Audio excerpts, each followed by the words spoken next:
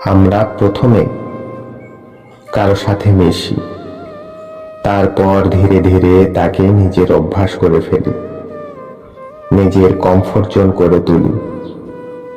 অজান্তেই নিজের ঠিক ভুলের হিসেব, দুর্বলতা, অনিশ্চয়তা, চোখের জল, অকাঠ্য অন্ধকার, বুকের স্পন্দনটুকুর হদিশ তাকে দিতে থাকি একটু একটু করে।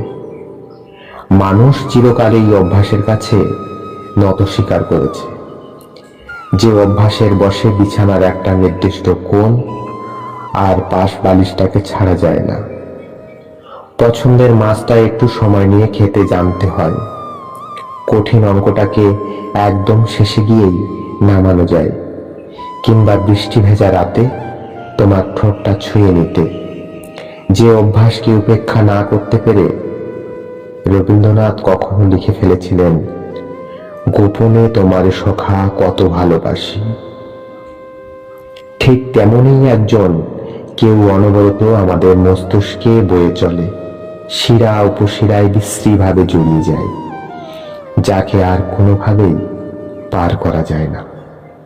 আমরা শুধু দিন গুনি, ভেতর ভেতর তুমুল ঝড়ের জন্ম দিই, দূরত্ব বাড়লে মন খারাপ করি, খুব কাছে থাকলে আঁকড়ে ধরে থাকি মনে মনে।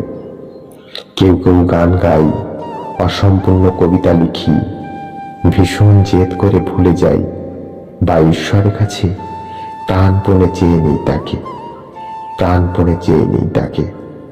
এটুকুই যা আমাদের ক্ষমতা।